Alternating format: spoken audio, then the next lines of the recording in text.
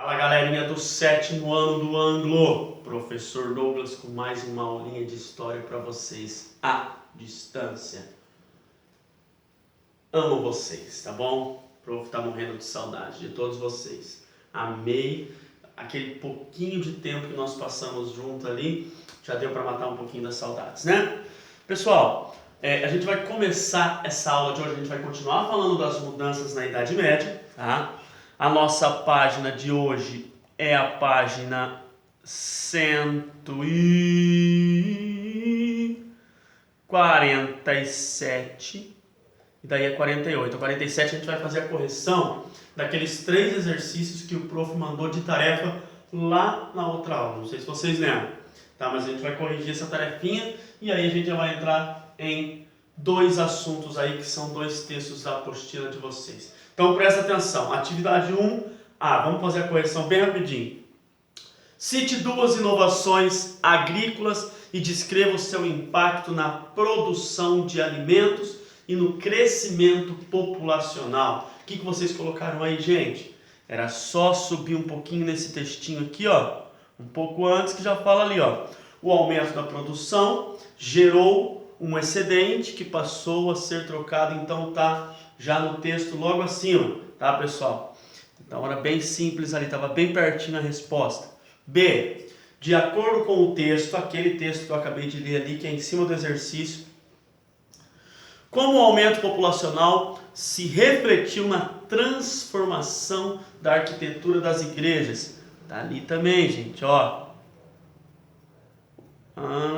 Aqui. Um indício de que a produção europeia e ocidental crescia bastante entre os séculos 11 e 13 é proporcionado pelas transformações sofridas pela arquitetura religiosa, pela arquitetura das igrejas. Ele acabou de falar ali. O que acontece? A própria passagem do romano para o gótico, né? Do românico para o gótico. Para quê? Para aumentar as igrejas. Agora o aumento populacional, eles vão ter que aumentar, as igrejas ficaram pequenas, né, gente, para tanta gente assim. E das inovações tecnológicas desenvolvidas no período, quais teriam sido utilizadas na reforma da construção das igrejas? Lá no finalzinho ele fala, gente, ó, de abrigar o rebanho cada vez maior. Mesmo as igrejas rurais necessitavam de reformas no século XIII, com a reconstrução de suas naves. Era o espaço central, né, para dar mais estrutura, eles colocavam, para dar mais iluminação na igreja, eles colocavam bem no espaço central, eles chamavam de nave, mas era uma estrutura para ampliar o espaço, tá bom, pessoal?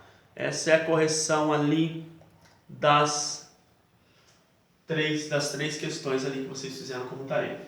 Então, continuando a nossa aula de mudanças na Idade Média, a gente vai ver ali no campo da arquitetura. Nós vemos 2 tipos de arquitetura.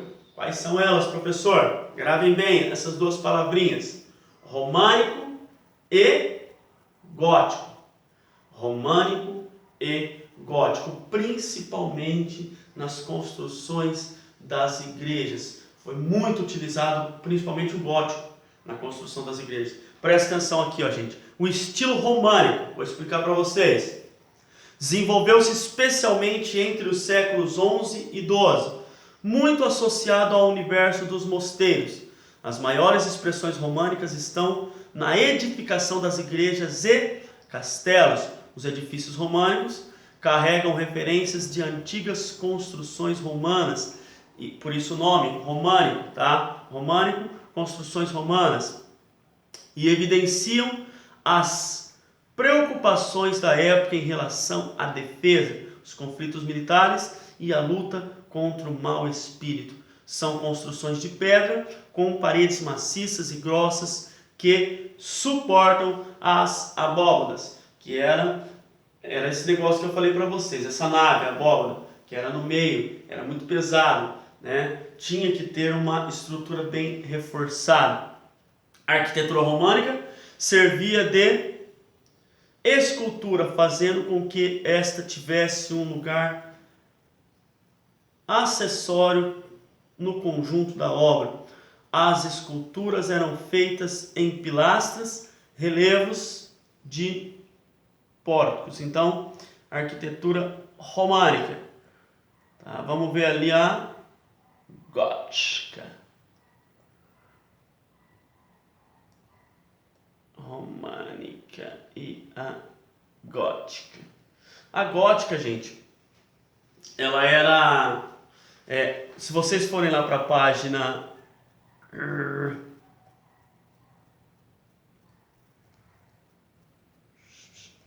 Página 150, vocês vão ver ali alguns exemplos, tá, dessas construções românicas e góticas. Tá? Algumas igrejas ali, ó, imagem 1, a Abadia de São Pedro. A Abadia de São Pedro todos conhecem, né, gente? É no Vaticano. Então ela já foi feita bem nesse estilo, tá? Você vai ver outras ali também, ó. Então... Ó, a de Notre Dame, que pegou fogo, não sei se vocês lembram da tragédia, tá? Da Catedral de Notre Dame. Gente, linda, linda, uma igreja linda e que acabou pegando fogo. Agora eles restauraram, ou estão restaurando, né? E lá na página 152, a gente vai ver o resultado, tá, do aumento populacional, do crescimento populacional. A população, primeiro, vamos partir do primeiro ponto. Por que a população cresceu tanto assim, professor? Gente, com essas novas inovações tecnológicas no campo, né? Com essas inovações, o aumento da produção foi inevitável. Aumentando a produção de alimento, é óbvio que as pessoas vão o quê? Vão viver mais, porque agora elas se alimentam melhor. Agora elas têm como se alimentar. Então, é óbvio que isso foi gerando um aumento populacional. Isso é bom, professor? Depende do ponto de vista, né, gente? Se a gente depois for para a Idade Moderna, esse aumento populacional gerou sérias consequências, principalmente para as cidades. As cidades não tinham estrutura, daí quando começa a sair o pessoal do campo, que é o êxodo rural, começa a voltar para as cidades não tinham estrutura para tanta gente assim. Tá? As cidades não tinham uma estrutura, não tinham saneamento básico, então era esgoto a céu aberto. Isso gerou várias doenças, isso gerou uma série de problemas ali na Idade Moderna. Mas vamos ver o que o texto diz aqui, ó. Resultados do crescimento populacional. Hoje o prof está ficando mais pertinho da câmera, porque eu estou usando um pouquinho o computador e o prof já não enxerga mais direito. É a idade. Mas enfim, ó. Desde aproximadamente o ano 1000, nas diferentes regiões da Europa, houve um aumento populacional significativo. Para satisfazer a necessidade de alimentos, foi preciso ampliar as áreas de plantio e introduzir cultivos como a aveia e o da ervilha. Essa ervilha verdinha que muitos não gostam no lanche, tira de lá, tá? Os camponeses passaram a trabalhar em terras que até então não eram exploradas. Assim, bosques foram derrubados e pântanos drenados para que se transformassem em áreas de cultivo. Esse processo ficou conhecido como arroteamento. Tá? Então, eles tiveram que... O bosque, agora para um tamanho de uma população dessa, era inútil. Porque os bosques eram utilizados para quê? Para a prática da caça, né, principalmente dos senhores feudais. Vamos lembrar que é a Idade Média. Então, não tinha muita utilidade. Então, eles acabam que começam a derrubar os bosques e fazer tudo em plantação. Pântanos começam a drenar, porque não dá para plantar no pântano, a gente sabe que é, né, é muito úmido. Então, eles começam a drenar esses pântanos e também fazer de área de plantação. Presta atenção. A população continuou a aumentar, mas o desenvolvimento tecnológico estagnou.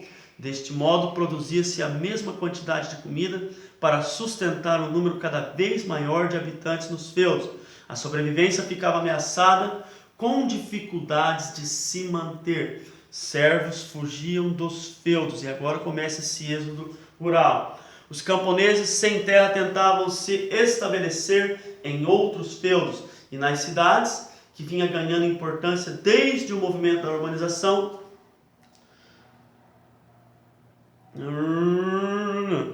A nobreza feudal também sofreu consequências do aumento populacional. Apenas o filho mais velho de um senhor feudal, o primogênito, que nós já falamos sobre isso, tinha a garantia de que após a morte do pai seria o herdeiro das terras dele. Os outros filhos tinham que optar entre se tornar membro da igreja, ingressando no clero, e tornar-se vassalos ou mesmo cavaleiros sem terras, que viviam de guerras e saques em outras terras. Olha que sério isso, gente. E o último parágrafo ali: as guerras, os assaltos a mercadores e os saques a aldeias provocados pelos cavaleiros andantes tornaram-se tão comuns que no final do século X a Igreja Católica criou uma proibição conhecida como Trégua de Deus. Eles têm que criar, um documento ali, uma lei na igreja para que diminuísse os saques ali, a qual limitava os dias em que se poderia guerrear e não permitia ataques contra desarmados. Toda essa situação provocou diversos desdobramentos, como os que estudaremos a seguir, que é um tema da nossa próxima aula, que é as cruzadas. É um tema bem interessante agora, que a gente vai entrar na próxima aula. Gente, então a gente viu ali esse aumento populacional, começa a gerar um caos nos feudos. Por quê? Porque as tecnologias não acompanham, eles começam a produzir alimentos, começam a aumentar a população, só que na agricultura ficou estagnado, ficou parado, não avançou mais, não acompanhou o aumento populacional. A população crescia mais do que as inovações no campo, do que o aumento de alimentos. O aumento populacional era maior do que o aumento nessa demanda de alimentos. Então começou a gerar uma série de problemas. E a gente viu que esses problemas nem só para os camponeses, que era a classe mais inferior dos feudos, começa a gerar também para a nobreza, né, gente?